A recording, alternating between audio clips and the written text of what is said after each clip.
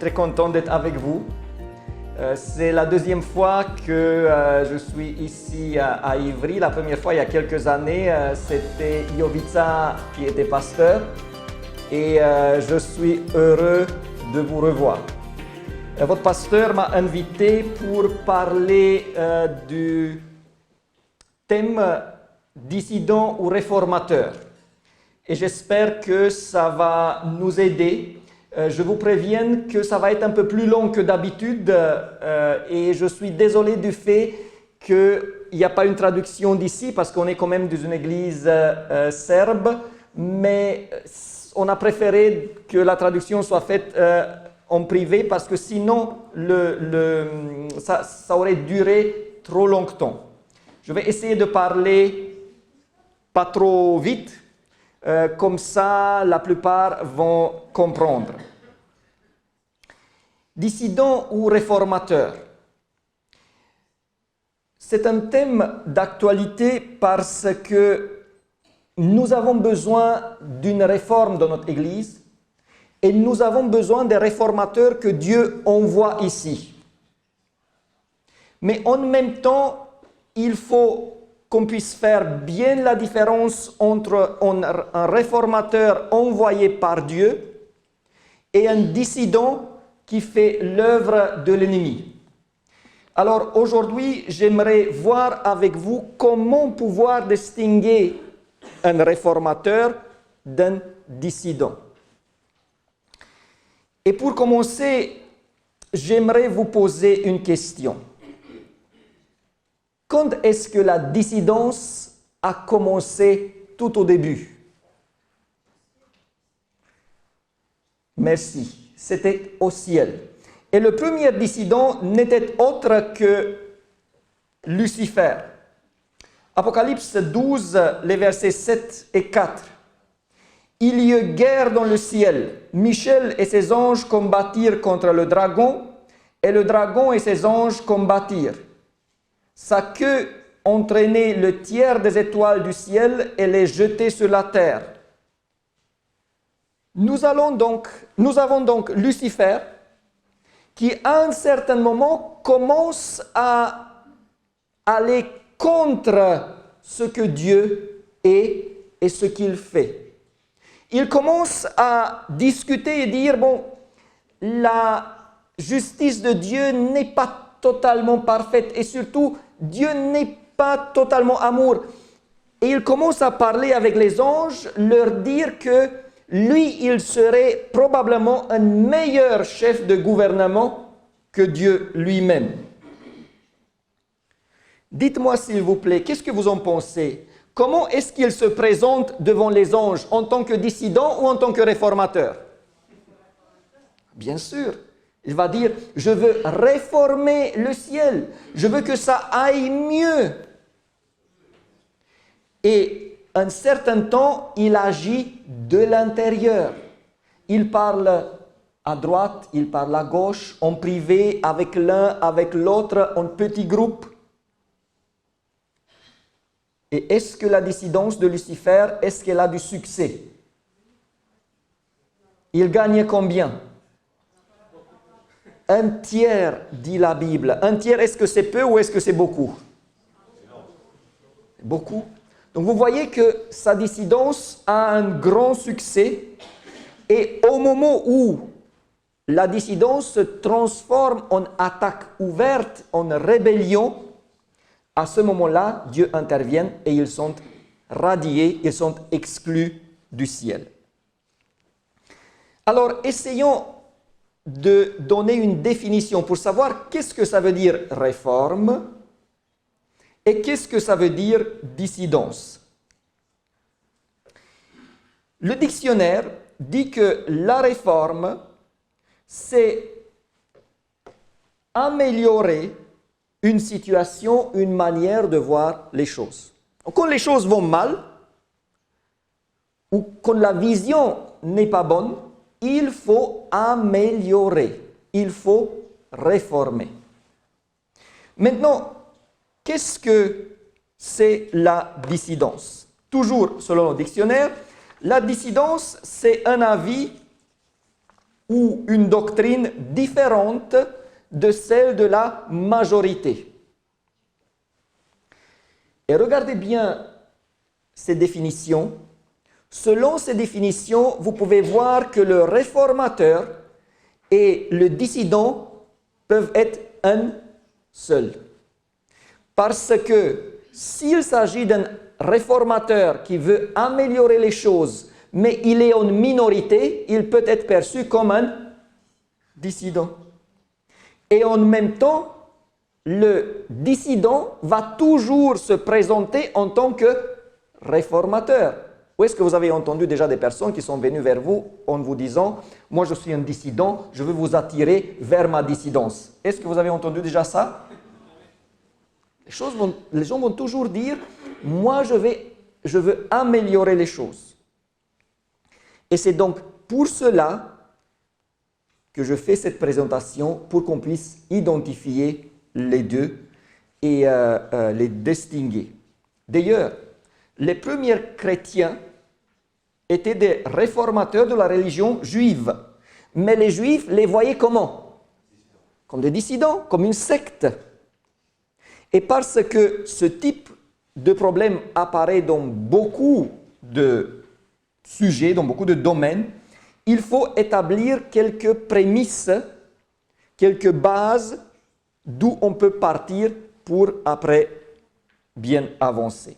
Alors, voilà les prémices du problème. Là, il y a une erreur, c'est un C. Nous discutons du point de vue de l'Église adventiste. Voilà, on ne va pas entrer dans tous les détails de la dissidence, ça peut aller dans la politique, dans tout. Mais nous discutons du point de vue de l'Église adventiste. Nous considérons que l'Église adventiste est l'Église de Dieu, l'Église du temps de la fin, l'Église du reste. Si nous ne considérons pas cela, on n'a pas les mêmes bases. Est-ce qu'on est d'accord? Donc, on part de l'idée que l'Église adventiste, c'est l'Église qui est vraie. 3. Nous considérons que les doctrines de notre Église sont basées sur la Bible et qu'elles sont correctes. Ça veut dire, mes frères et sœurs, c'est très important, dès que quelqu'un va venir et il va essayer de changer une doctrine de l'Église, il va être immédiatement dissident. Parce que si notre Église elle est vraie, ça veut dire que les doctrines sont correctes, sont bibliques. On peut améliorer certaines vues, on peut avancer dans la connaissance, mais les doctrines en elles-mêmes, et le meilleur exemple, c'est le Saint-Esprit. Il y a des gens qui viennent aujourd'hui et ils disent, mais le Saint-Esprit, ce n'est pas une personne, ce n'est pas Dieu, la Trinité, ça n'existe pas. Donc je me demande, si la Trinité n'existe pas, alors est-ce qu'ils vont arriver à avoir un seul Dieu, donc ni Jésus, ni le Saint-Esprit, ou est-ce qu'ils vont avoir deux, le Père et le Fils? Mais je n'ai jamais entendu de la sainte dualité ou binité, ou voilà. Donc, les doctrines, nous considérons qu'elles sont correctes. Et 4, notre Église a besoin d'être réformée. Notre Église a besoin d'un réveil. Je fais une parenthèse suite à cette présentation. Si vous voulez avoir les diapos et même la présentation, je vais tout envoyer à votre pasteur et vous pouvez les demander si ça vous intéresse, si ça peut vous aider. J'aurai d'ailleurs aussi un compte-rendu avec les points principaux. Donc la dissidence, tant que l'Église appartient à Dieu, lui, il va envoyer des réformateurs, alors que les dissidents sont là, envoyés par l'ennemi. Une fois que nous sommes mis d'accord sur ces bases, sur ces prémices, nous pouvons avancer.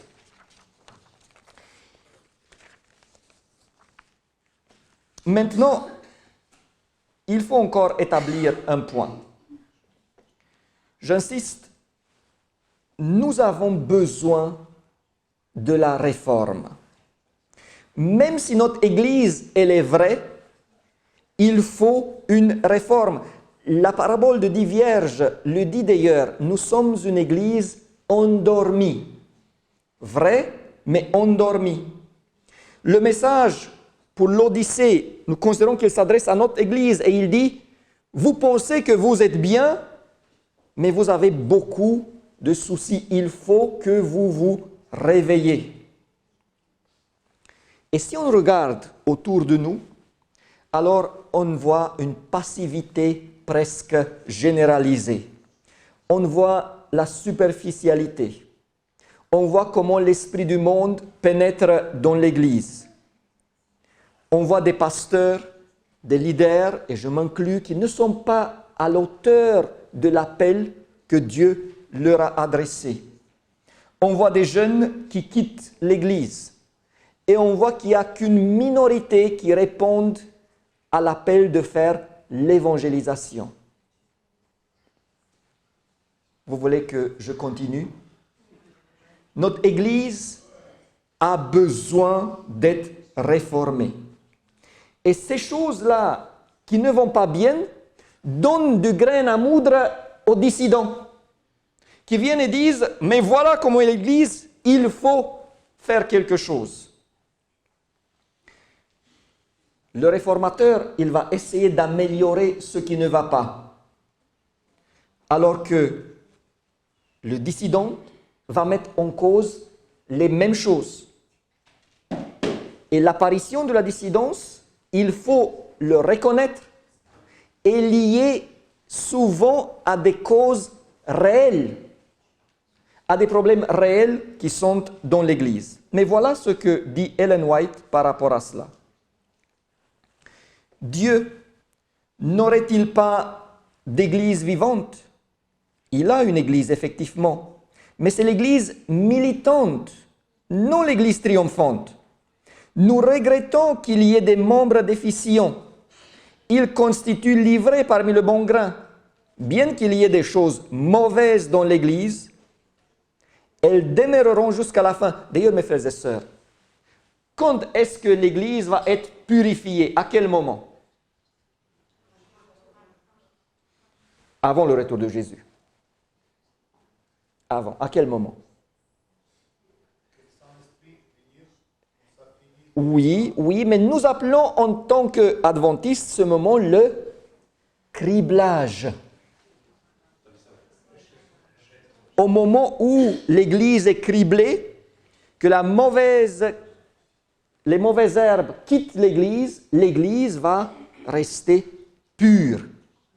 Mais jusque-là, l'Église, elle va être comme elle est aujourd'hui. Bien qu'il y ait des choses mauvaises dans l'Église et elles demeureront jusqu'à la fin du monde, l'Église dans ces derniers jours doit être la lumière du monde qui est polluée et corrompue par le péché. C'est sur l'Église tout affaiblie et défaillante qu'elle est, sur l'Église qui a besoin d'être admonestée, avertie et conseillée, c'est sur l'Église que le Christ pose son suprême regard. Frères et sœurs, le passage est clair. L'Église, elle a des soucis, mais c'est l'Église de Dieu et Dieu l'aime. Alors, je vais vous montrer vite fait les prétextes pour la dissidence. Il y en a beaucoup. Le manque de prédication sur le retour de Christ. Le manque de message contre l'Église catholique. L'écuménisme et le soutien de celui-ci. La collaboration avec d'autres églises qui est considérée écuménisme. Le fait qu'on n'accorde pas d'importance à la réforme sanitaire. Le fait de se conformer au monde en ce qui concerne l'extérieur. L'éloignement du message d'Ellen White. Le fait que l'Église considère le Saint-Esprit comme personne divine. Voilà, on a déjà parlé de cela. Le fait qu'on ne prie pas agenouillé. Des malversations financières réelles ou inventées. Le fait que certains faux enseignements ne sont pas amendés et punis par l'Église. Des conflits d'ordre personnel. Le manque d'évangélisation. Beaucoup des associations qui veulent évangéliser parce que à travers l'Église, ça va un peu plus lentement, se sont transformées après ou se sont approcher de ce qui est la dissidence. Et vous allez voir dans quel contexte ça peut se passer. Donc vous voyez qu'il y a beaucoup de prétextes qui sont pris en compte par les dissidents pour soutenir leur mouvement. Et la partie la plus importante de cette présentation est celle qui suit, les caractéristiques de la réforme et de la dissidence. C'est là où nous pouvons séparer le bon grain de l'ivraie. Parce que les mêmes causes peuvent mener soit à la réforme, soit à la dissidence. Ce n'est pas les causes qui vont déterminer si c'est l'une ou l'autre. C'est quelque chose d'autre. Et le premier point, mes frères et sœurs, c'est aussi le plus important.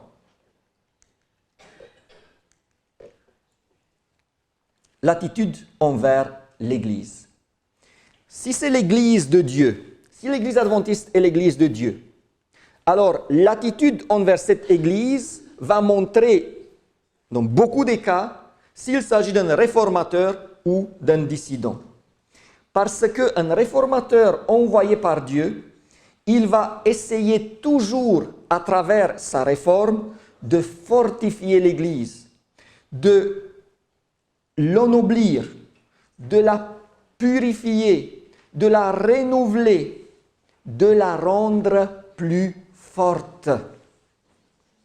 Même si sa réforme est rejetée, le réformateur ne va pas se dresser contre l'Église. Vous n'avez jamais trouvé un réformateur qui va lutter, qui va aller en guerre contre son Église. Et si c'est le cas, ce n'est pas un réformateur. L'Église va rester pour lui une valeur et l'objet de l'amour de Dieu. Le réformateur va couper, va corriger, va guérir. Le dissident, avec ou sans intention parfois, fait mal à l'Église. Il l'affaiblisse par ses accuses, par ses attaques. Et si sa démarche part de causes réelles, ce qu'il obtient souvent, le dissident, est que le mal soit diffusé. D'ailleurs, les dissidents ont une joie folle de parler de tout ce qui va mal dans l'Église. Ils ont beaucoup de joie quand ils peuvent dire « voilà ce qui ne va pas ». Ils sont contents quand les pasteurs font des erreurs, quand les leaders vont à travers. Et parfois, je regarde sur Internet et je connais certaines personnes et je vois comment ils partagent des choses. Voilà ce que l'Église a fait à ce niveau-là, voilà ce que l'Église a fait de l'autre côté-là. Est-ce que, comme ça, l'Église et sa mission va être soutenue, mes frères et sœurs? Est-ce que c'est ainsi que l'Église peut être guérie? S'il y a une famille qui a des soucis, est-ce que la manière de les aider est de dire à tout le monde ce qui se passe chez eux? C'est le même principe aussi pour notre Église. D'ailleurs, l'image qui me plaît beaucoup est la suivante. Le réformateur voit l'Église comme un bateau qui est en danger. Il y a des vagues, il y a des orages,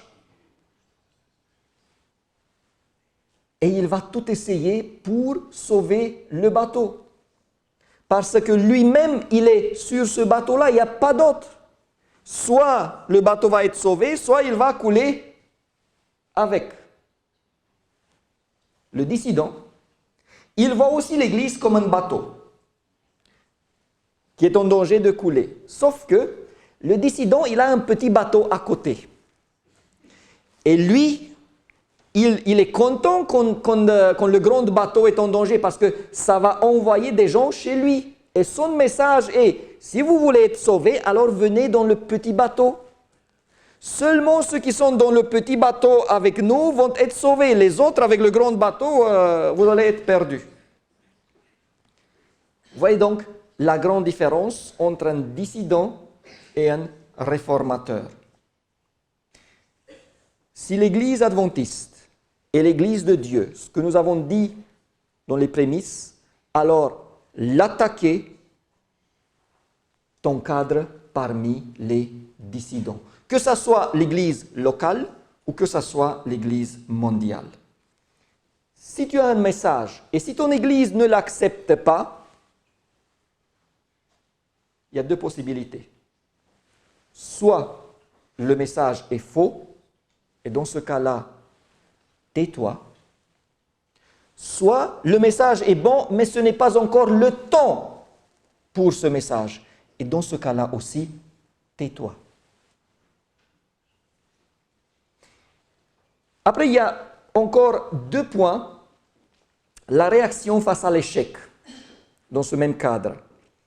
S'il n'est pas écouté, si le message n'est pas accepté, le réformateur va continuer à aimer. Il va peut-être intensifier ses efforts par la prière, par des discussions personnelles, par des prédications, quand on lui permet, quand il a l'occasion. Il va essayer de travailler pour la réforme. C'est ce que faisaient les prophètes envoyés par Dieu le temps de la Bible. Le dissident, face à l'échec, très souvent, il va se radicaliser et se séparer. Et puis, c'est aussi une chose importante, le lieu. D'où est-ce qu'il agit, le réformateur? Le réformateur va toujours agir de l'intérieur de l'Église. Sauf, ça peut arriver s'il est forcé voilà, il y a parfois des églises qui peuvent radier. Même dans ce cas-là, les gens ne vont pas aller attaquer l'Église. J'ai connu un frère quand j'étais pasteur à Bucarest, qui était ancien, un homme très très fidèle, et il me dit, tu sais pasteur, j'ai participé à la construction de cette église-là et j'ai été radié. Je lui dis, mais qu'est-ce qui s'est passé? Et il m'a raconté, c'était clair que c'était une injustice. On l'a radié sans qu'il soit coupable de quoi que ce soit. Mais qu'est-ce qu'il a fait en temps il était radié? Il a continué à travailler, à bâtir l'église. Et Dieu a fait en sorte que, après, il a pu être ancien dans une des grandes églises de Bucarest. Donc vous voyez, ça c'est la manière d'agir d'un réformateur qui est envoyé par Dieu. Le dissident agit, et vous pouvez le voir, soit à la marge de l'église. Donc il est toujours avec ceux qui sont un peu, qui ont des soucis. Il n'est pas impliqué plein dedans parce qu'il accuse toujours l'église, mais à la marge, il parle ici, il parle là, il essaie à convaincre ici, il essaie à convaincre là. Soit il agit de l'extérieur, mais pas de loin. Parce que s'il part loin, il ne va plus avoir des personnes d'où prendre des personnes. Donc, il va être à l'extérieur, mais proche de l'église parce que son lieu d'agir et son lieu d'action, c'est l'église. Il recrute des personnes pour son mouvement de l'église. Alors, ça c'est la première caractéristique, l'attitude envers l'église. Attention, tous ceux qui critiquent l'église ne sont pas des dissidents, mais tous les dissidents critiquent l'église. Vous n'allez pas trouver un dissident qui va dire que l'église va bien, jamais dans la vie. Deuxième caractéristique, aussi très importante, mes frères et sœurs, surtout aujourd'hui, quand l'autorité est mise à mal partout. Regardez ce qui se passe dans les écoles. Les profs, les enseignants, ils ne veulent plus faire ce métier-là qui est tellement beau. Pourquoi? Parce qu'ils sont maltraités. Il n'y a plus d'autorité. Dans la politique, je fais une parenthèse, même si ce n'est pas mon thème, mais regardez en France, un des plus grands partis aujourd'hui s'appelle les Insoumis. Comment est-ce qu'on peut s'appeler les Insoumis? Ça veut dire que ce qu'ils disent est de ne pas se soumettre à la loi qui est en vigueur. si eux, ils vont être au pouvoir, est-ce qu'ils vont prêcher la même chose? Soyez insoumis. Voyez? La position face à l'autorité. Le réformateur, c'est très important, reconnaît et se soumet à l'autorité de l'Église, même quand celle-là fait des erreurs, sauf, bien sûr, si ce qu'on lui demande contravient à sa conscience. Si quelqu'un me demande quelque chose qui va contre ma conscience, là je vais dire non. Parce qu'il faut plus obéir à Dieu qu'aux hommes. Mais tant qu'il s'agit des problèmes administratifs, d'organisation, le réformateur va toujours reconnaître l'autorité. Je vous donne un exemple très simple. Je vais parfois, chaque année, je vais en Roumanie. En étant pasteur en France,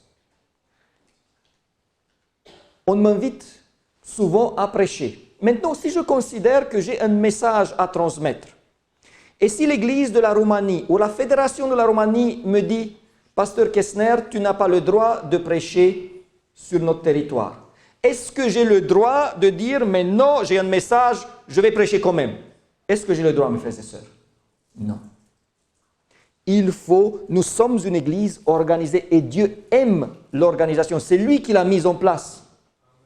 Et même si l'organisation fait des erreurs, nous avons besoin d'une organisation et il faut se soumettre. Si l'Église te dit, si la fédération te dit, sur ce territoire-là, s'il te plaît, ne prêche pas, un réformateur va en tenir compte. D'ailleurs, quand on parle de soumission à l'autorité, on peut parler que de ce sujet-là pendant des heures. Mais il faut bien établir un point. Te soumettre à l'autorité, ça se voit quand il y a une demande qui ne te convienne pas. Faites un essai avec les enfants ou avec vos petits-enfants. Dites-leur, s'il te plaît, prends un grand morceau de gâteau et mange-le. Et vous allez voir que 99,19% des enfants vont le faire sans souci. Mais ce n'est pas ça qui montre qu'ils sont obéissants, les enfants. Demandez-leur par contre, maintenant tu vas arrêter de jouer, tu vas ranger tes affaires, tu vas aller te coucher, tu vas faire... Et c'est là où vous allez voir si l'enfant obéit ou pas.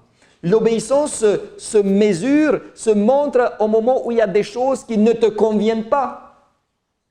Et c'est la même chose aussi à l'Église, envers l'autorité de l'Église. Le réformateur, il n'est pas aveugle. Il va voir que X ou Y des responsables de l'Église, que ce soit le président de l'Union, ou le président de la Fédération, ou son pasteur, ou l'ancien, il va voir qu'ils ont des torts, qu'ils font des erreurs. Et parfois, ils vont essayer de corriger, de leur dire, voilà, ce n'est pas bien. Le réformateur, il peut aussi dire dans une assemblée, je pense que cette chose-là n'est pas bonne. Mais le réformateur ne va jamais venir et dire, l'union, la conférence générale, la fédération, le comité, ils ne sont pas bons. Parce que dans ce cas-là, toute l'autorité va être rabaissée. Si dans 2 semaines, dans 1 an, ils vont être des bonnes personnes là, l'autorité, si elle est partie, elle est partie. Et l'excuse du dissident est toujours la même, parce que le dissident, il va s'élever contre la hiérarchie. Le dissident va dire, ce sont les responsables qui sont en cause. Explicitement ou pas, le dissident va enseigner, il faut que tu te soumets plus. Si tu te soumets, ils vont te mener au désastre. Ils vont mener le bateau à la perte. Et ce qu'il dit le dissident, sans le dire parfois, est que lui-même, il a une autorité qui est plus élevée que celle des responsables de l'Église. Parce que il dit, voilà, c'est moi qui ai raison et pas eux. Regardons ce que dit Ellen White par rapport à ces points-là. Tu tendes constamment vers l'indépendance. Tu ne réalises point que l'indépendance est une chose pitoyable quand elle te rend trop confiant en toi et te fait avoir confiance dans ton propre jugement plutôt que de respecter les conseils et de te baser sur le jugement de tes frères, surtout de ceux qui ont des responsabilités. C'est une situation particulière, mais ce qu'il dit en substance est dans l'Église, on ne marche pas seul. Nous avons une Église organisée, on va ensemble. Dieu, dit-elle dans une autre citation, toujours dans les témoignages, a investi son Église d'une autorité et d'un pouvoir spéciaux que personne ne peut mépriser ni négliger, car en agissant ainsi, c'est la voix de Dieu qu'il méprise. Voilà, c'est net, c'est clair. Dieu a remis à son Église les plus grands pouvoirs qui soient sous les cieux. C'est la voix de Dieu parlant par son peuple uni qui doit être respectée. Et je sais qu'aujourd'hui, il y a des chants dans l'Église, des fédérations qui ne respectent pas les décisions de la conférence générale.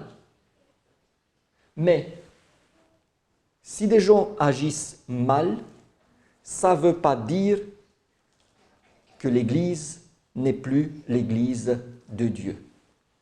Comme l'Église est formée par des humains, il va toujours y avoir des soucis et des problèmes.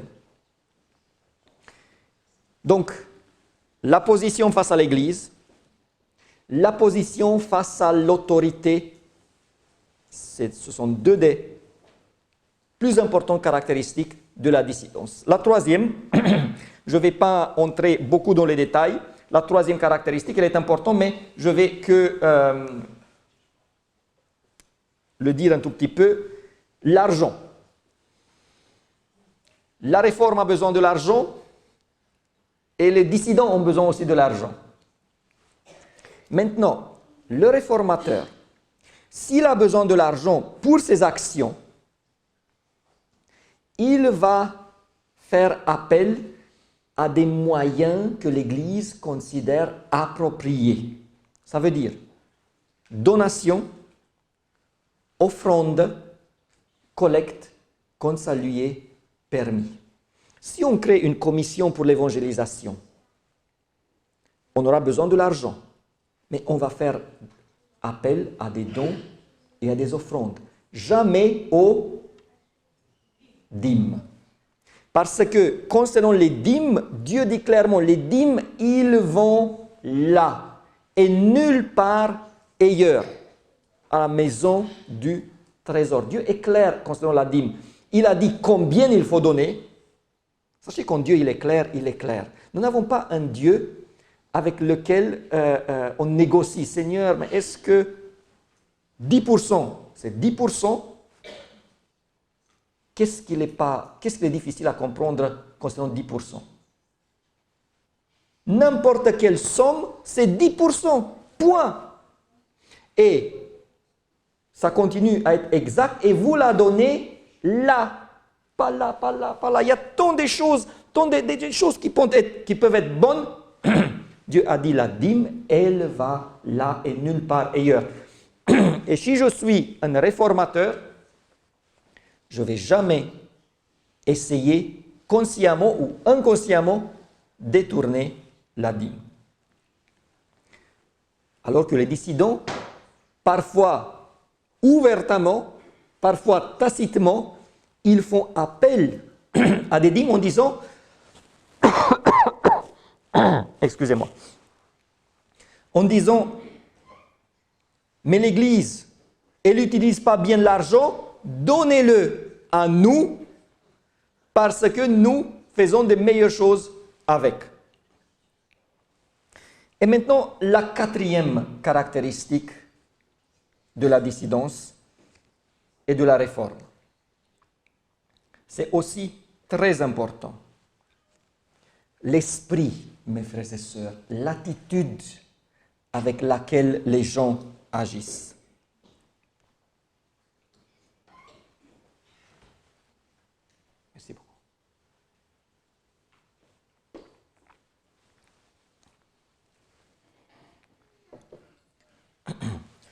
Le réformateur, il est envoyé par Dieu et Dieu sait choisir ses outils.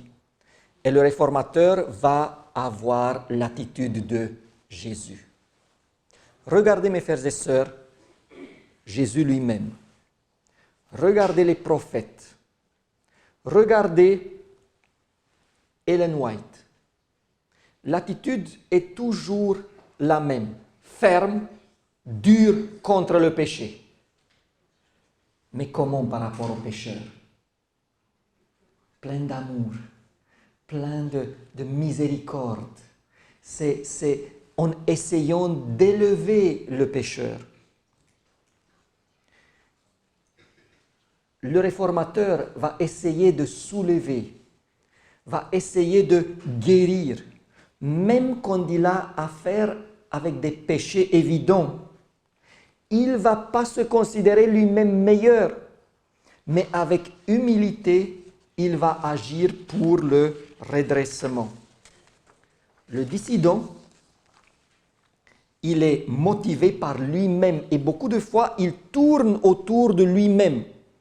Quand on refuse d'accepter son message, lui, il va le prendre comme une offense personnelle.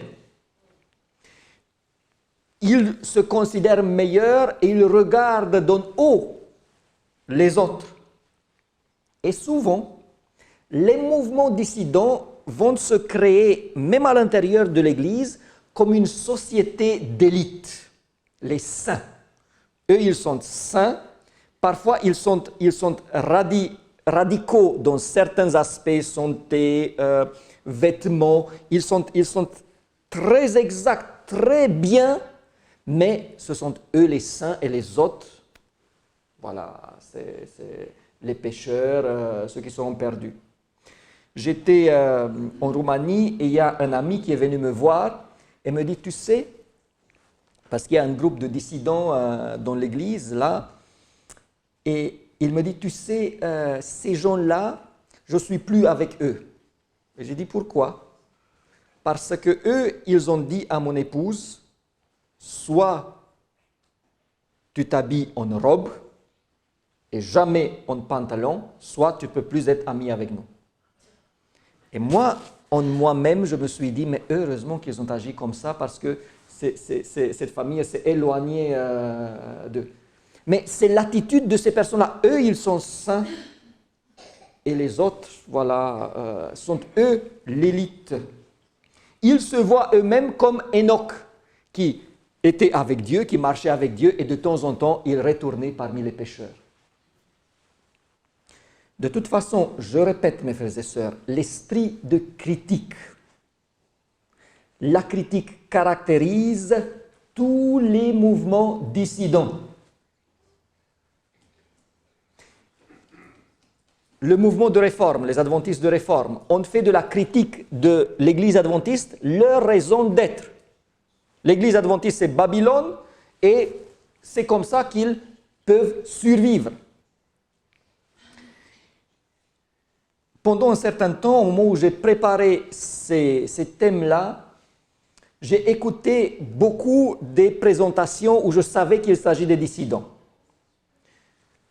Et ce n'était pas facile, mes frères et sœurs, d'écouter des semaines après des semaines. Je fais du sport le matin pour entretenir un peu ma condition physique. Et ce que les dissidents trouvent d'ailleurs bien. Entre-temps, j'écoute des prédications. Et pendant ce temps-là, j'écoutais que des prédications des dissidents. Mon épouse m'a dit, fais attention, après tu vas aller...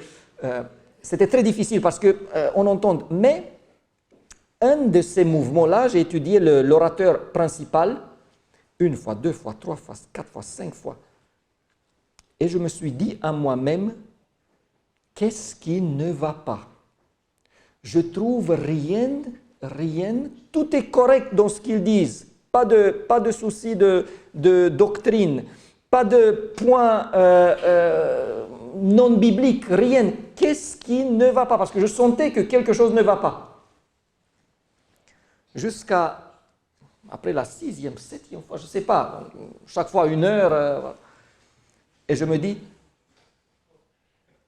maintenant je sais. Je sais ce qui ne va pas.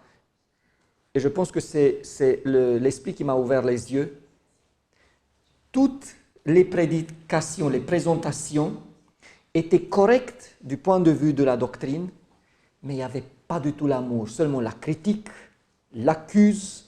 Les gens étaient malmenés, soit vous vous repentissez, soit... Et je me suis rendu compte, ce n'est pas la parole de Dieu. Parce que Dieu nous dit qu'on ne ça va pas. Mais Dieu nous montre toujours avec amour, voilà comment est-ce qu'on peut réparer. Même à l'Odyssée, il dit, tu es nu, tu es aveugle, tu es malheureux, tu es comme ça, tu es comme ça. Mais voilà, je te conseille d'acheter à moi ça, ça, ça, pour que tu puisses mieux aller. Après, c'était toujours en Roumanie, il y a un site internet où on discute, ça se voit que c'est un site des dissidents, mais leur plus grande joie est quand un pasteur tombe, et malheureusement ça arrive, il y a des pasteurs qui ont divorcé, des pasteurs qui ont quitté leur épouse et sont mis avec quelqu'un d'autre, des pasteurs qui ont été surpris dans l'adultère. On ne peut pas se réjouir, c'est la vérité. Mais quand ça arrive, après, il y a des discussions, mais longues, et sur tout ce que ça veut dire, et tous les détails, et aucune graine d'amour, rien, comme si elles se réjouissent. Et un d'entre eux écrivait même, mais c'est l'Église, ce sont les pasteurs qui nous donnent des sujets à discuter. Voilà l'esprit de la dissidence.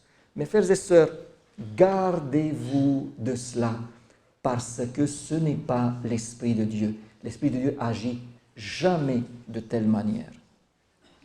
Et dernièrement, un petit point, le réformateur ne va jamais conditionner le succès de son action du fait que lui-même soit le leader. Alors que dans beaucoup, pas partout, mais dans beaucoup des mouvements dissidents, il y a un leader qui agit presque comme un gourou. Le leader, il est là, il est presque infaillible et tout tourne autour de lui. Voilà. Voilà les caractéristiques de la dissidence et de la réforme. Si vous retenez que ça, je suis content. Mais j'ai encore quelques points. Il faut voir quelles sont les personnes qui sont en danger, qui sont en danger d'être attirées par les mouvements dissidents. Il y a des profils qui sont plus en danger que d'autres. Alors, premièrement, ceux qui se ressemblent s'assemblent. Les personnes qui sont très inclinées à critiquer, très orientées vers la critique, ils vont trouver des bons amis dans les dissidents parce qu'eux, ils critiquent, les dissidents, ils critiquent et ils ont des sujets en commun. Donc, ceux qui sont très critiques, je le répète, pas tous ceux qui critiquent sont des dissidents. Mais ceux qui critiquent, ils sont facilement attirés par les mouvements dissidents. 2. Ceux qui ont été traités injustement par l'Église, ou ceux qui pensent avoir été traités injustement. Vous voyez, il y a des personnes, quand on ne les met plus dans la position qu'ils souhaitent, ou quand ils considèrent de toute façon que l'Église les traite injustement par rapport à ce qu'ils font pour l'Église, beaucoup de fois, ces gens-là ne viennent plus à l'église locale. Là, heureusement que nous avons dans la zone parisienne plusieurs églises, ils peuvent aller ailleurs. Mais c'est une manière, et ces personnes-là, aussi, les dissidents peuvent les capter facilement. Sachez que Absalom, quand il était à la porte, qu'est-ce qu'il disait?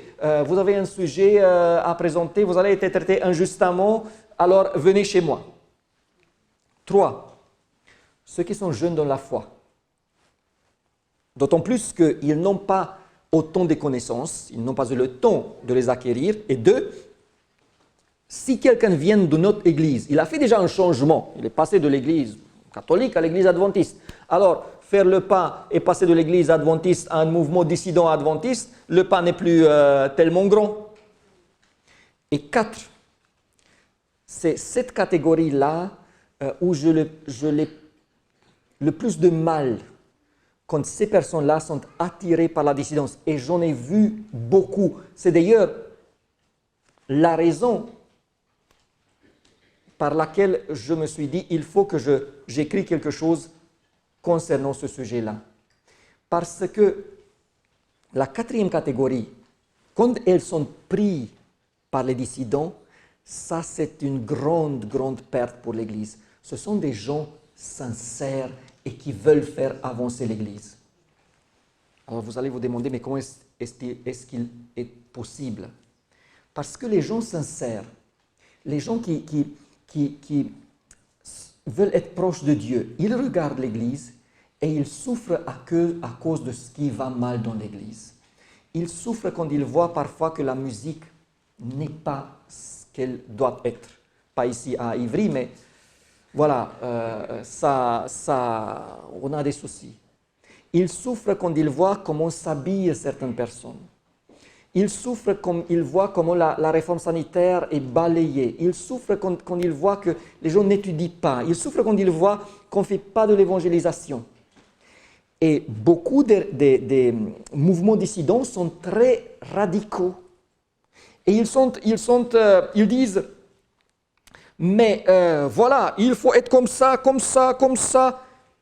Et ces gens-là disent, mais c'est là où il faut aller. Et quand il s'agit de cela, c'est une grande, grande perte. J'ai vu des jeunes qui ont commencé, avant ils étaient avec leur portable à l'église, ils faisaient que tapoter sur le portable, et puis ils ont commencé à étudier l'esprit de prophétie. Et hop, je les vois dans un mouvement dissident. Je me dis, mais pourquoi est-ce que l'église ne les a pas retenus? Et je les vois prêcher. Et je me dis, pourquoi ce n'est pas dans l'église qu'ils font ça et qu'ils le font à côté, à la marge et parfois même contre l'église? Voilà mes frères et sœurs, ce sont les gens qui sont en danger et nous, en tant que membres de l'église, nous devons faire attention. Je me souviens d'une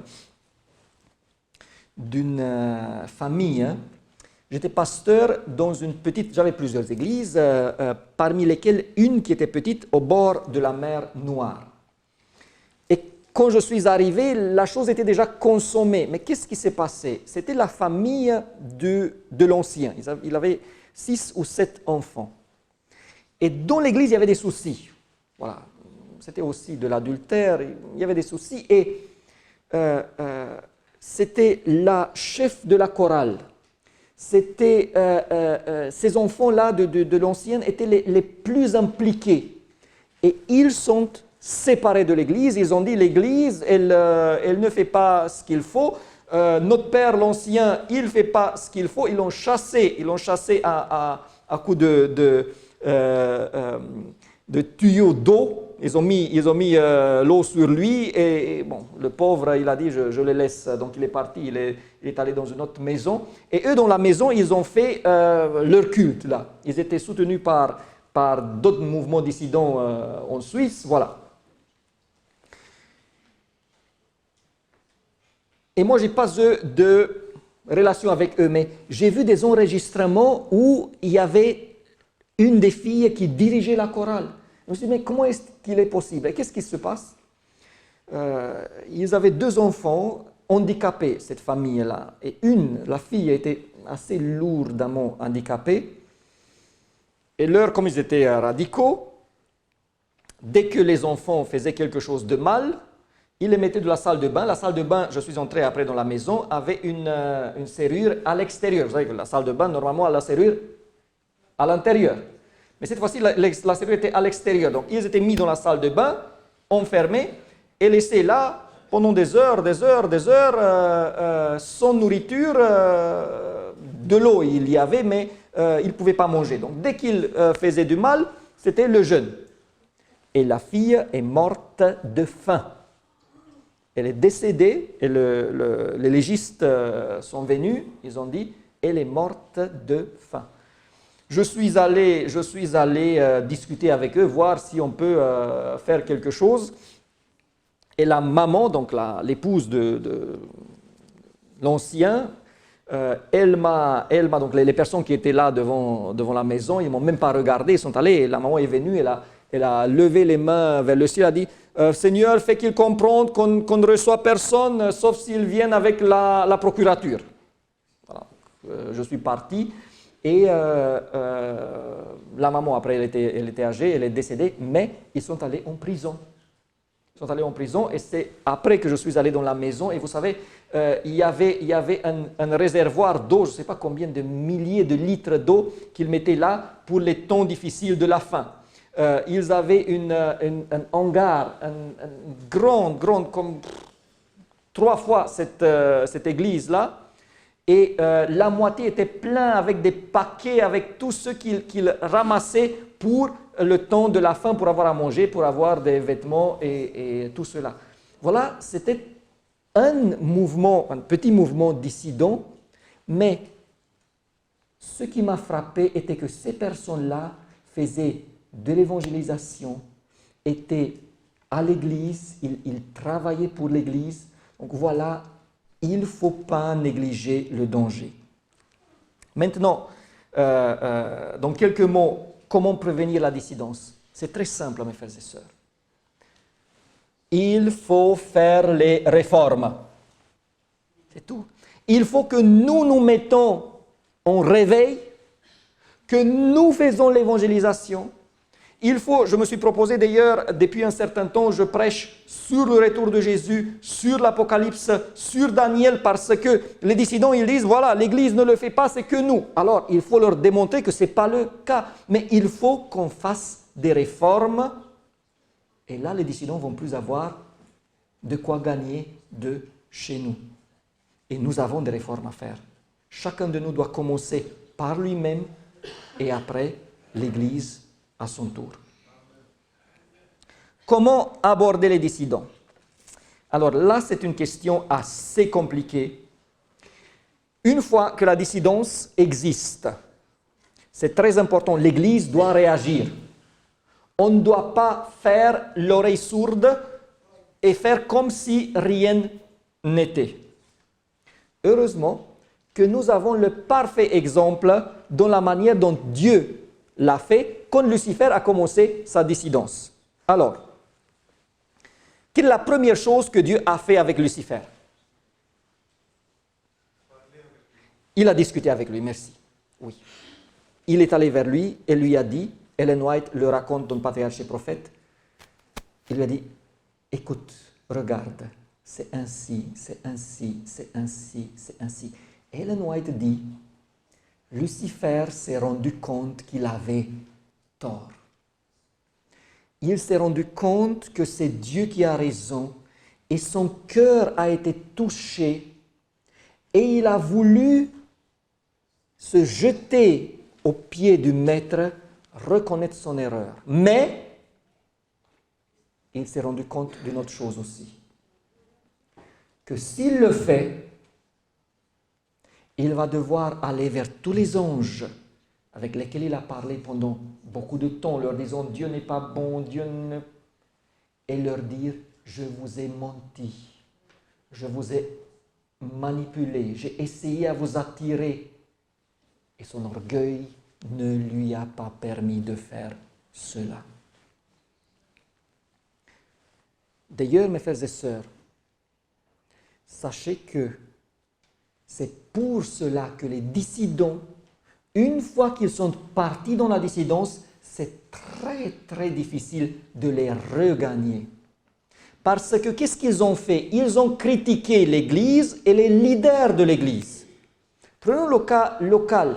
Si vous auriez un groupe à Ivry qui depuis 6 mois ou 2 ans ou parfois 10 ans critique le pasteur et le comité, si vous voulez les gagner, ils vont devoir changer le discours. Vous êtes d'accord?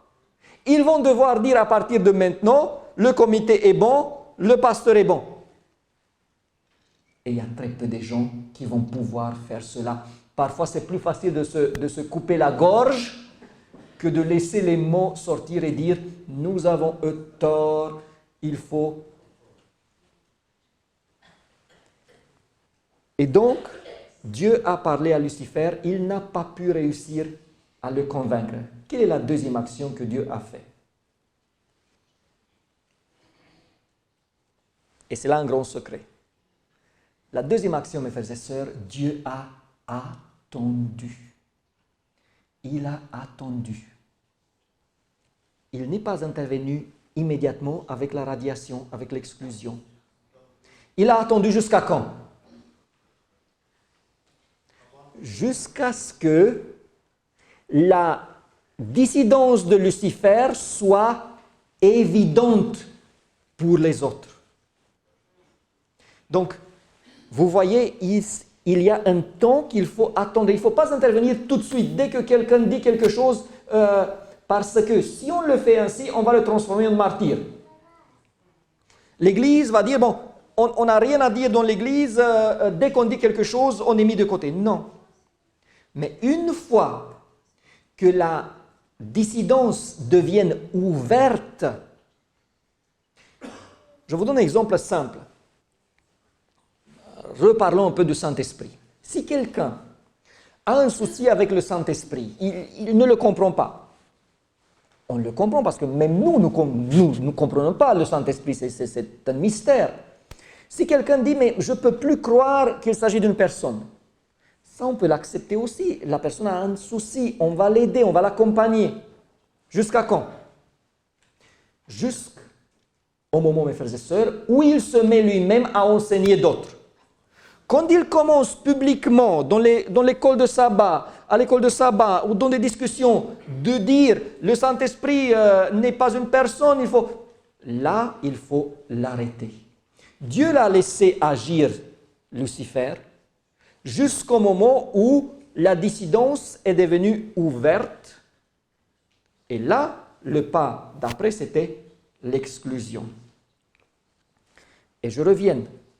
Le fait que même Dieu lui-même n'a pas réussi à faire se repentir Lucifer et ses anges, montre combien il est difficile de regagner quelqu'un qui est parti à la dissidence. Mieux vaut prévenir, mieux vaut ne pas laisser les gens aller dans ce sens-là, les avertir. Et c'est le but de ce séminaire, de cette présentation, de cette prédication. Il n'y a pas... Cette prédication-là, je ne l'adresse pas aux dissidents. Parce que là, il n'y a pas beaucoup de choses à faire. Mais à ceux qui hésitent, restez dans l'Église. C'est l'Église de Dieu. Et finalement, le dernier point est comment nous protéger. De la même manière que Dieu nous a aidés à nous protéger des faux prophètes, il nous aide face aux dissidents et aux faux réformateurs. Dieu nous montre quels sont les vrais réformateurs et qu'est-ce qu'il nous faut accepter. Et parfois c'est facile. Je me rappelle ma sœur. Aujourd'hui, elle est décédée. Elle m'appelle à un certain moment et me dit « Écoute, t'es pasteur, j'ai une question à te poser. Dans notre église, il y a une personne qui dit qu'elle est prophète, qu'elle a des songes qui viennent de la part de Dieu. Ce n'est pas la dissidence cette fois-ci, mais il y a une ressemblance. Elle dit « Le pasteur, il n'est pas d'accord. Moi, je pense qu'elle a raison. Toi, qu'est-ce que tu en penses ?» Je dis, écoute, tu m'as rien dit jusqu'à maintenant, dis-moi s'il te plaît, quel est le sujet que présente cette femme-là? Elle dit que les femmes ne doivent plus s'habiller en pantalon. Je dis, écoute, c'est un faux prophète. Mais d'où est-ce que tu sais? Est-ce que c'est pas... Non, la question n'est pas comment est-ce que s'habillent les femmes, mais quand Dieu envoie quelqu'un, il ne va jamais l'envoyer avec un sujet formel, avec une formalité. Dieu va envoyer ces sujets avec des choses profondes.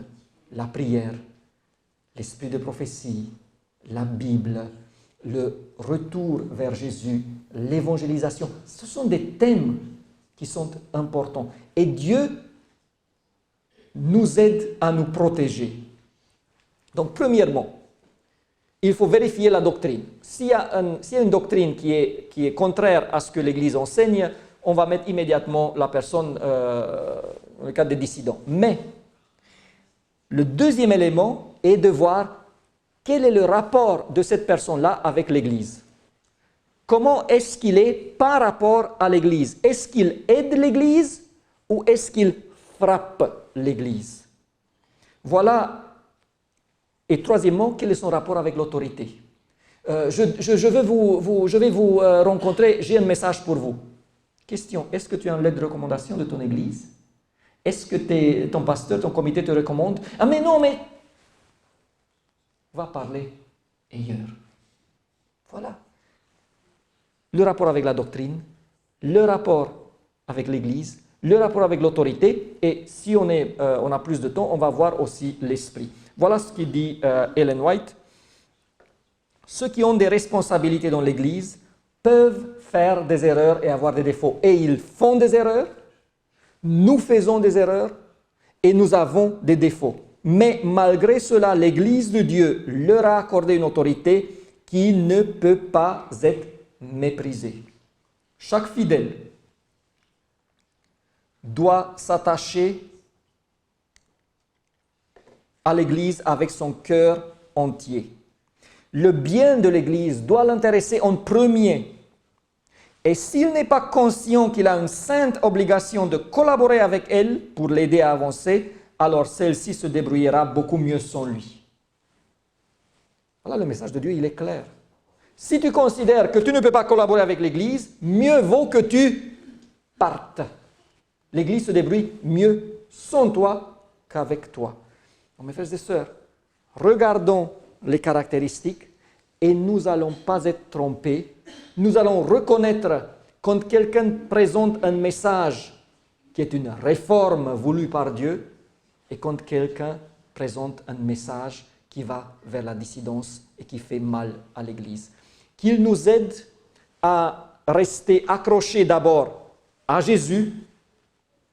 Mais, mes frères et sœurs, nous avons un tel privilège de faire partie de cette Église qui est la sienne, de faire partie de cette Église qui va transmettre au monde le dernier message. Les dissidents ont raison que nous avons négligé l'étude des prophéties, que ceux qui étaient très connus auparavant, nos pionniers, ils connaissaient les prophéties par cœur. Aujourd'hui, les jeunes, même ceux qui sont adultes, ce sont des sujets où on connaît un tout petit peu. Il faut qu'on le connaisse, il faut qu'on répète ces choses-là parce que notre mouvement n'est pas apparu de lui seul. C'est l'Esprit qui l'a conduit et c'est suite à des prophéties que ce mouvement-là existe. Et il faut remercier Dieu pour cela. Cette Église, il l'a bénie avec une lumière de vérité qui est extraordinaire. C'est pour ça que moi-même, je peux avaler beaucoup de choses, mais je ne peux pas avaler quand on attaque et quand on fait mal à l'Église. Il faut que nous soyons reconnaissants envers Dieu et il faut que nous nous mettons à l'œuvre pour que la mission de cette Église soit faite, mes frères et sœurs. Nous sommes là pas pour bien nous sentir. Vous avez une très belle Église ici à Évry. Vous avez les bancs dans l'île de France, il y a peu des églises qui ont des bancs qui sont si confortables que celles-ci. À Bagnolet, un tout petit peu, mais si vous allez dans les autres églises, ce sont des bancs où quand on s'assoit, on a du mal. Vous avez une église qui est tellement belle. Mais le but de cette église n'est pas que vous venez ici bien vous sentir, que vous soyez confortablement assis. Le but est de venir ici, de remercier Dieu pour amener d'autres personnes à la connaissance du salut. Dieu va nous demander des comptes. Qu'est-ce qu'on a fait avec la connaissance que nous avons? Et quand on va faire cela, vous allez voir que la dissidence, on ne va même plus avoir de temps de parler de cela. Une église qui travaille est une église où la dissidence ne peut pas s'immixter, ne peut pas percevoir. Alors que Dieu vous aide dans ce sens-là, Que Dieu fasse que la prochaine fois quand je vais venir chez vous, peut-être dans quelques années, il n'y a pas de place, que vous avez plus de jeunes, plus de personnes âgées, plus des enfants, une église qui travaille et qui avance. Et chacun de nous a une mission dans cette église. Amen. Inclinons les têtes pour la prière. Père éternel, je te remercie parce que tu ne nous laisses pas dans les ténèbres, que tu nous donnes des moyens pour connaître les personnes que tu as envoyées pour nous montrer ce qu'il faut changer, de reconnaître aussi les agents de l'ennemi, Seigneur, qui veulent nous amener dans une direction qui n'est pas la tienne. Je te prie, garde chacune de nous, de ceux qui sont présents, et aide-les de ne pas, Seigneur, se laisser amener là où tu ne veux pas les avoir. Seigneur, je te prie de bénir cette église d'Ivry, de bénir chaque personne ici présente, de faire que ce lieu soit une lumière qui va attirer des personnes pour te connaître et pour être sauvé, Seigneur. Fais en sorte que chaque personne, chaque membre, chaque jeune, chaque enfant se met à ta disposition pour que nous puissions avancer ensemble et te recevoir, Seigneur, quand tu vas revenir pour nous prendre à être avec toi dans les cieux. Au nom du Seigneur Jésus-Christ, je te prie, Père éternel.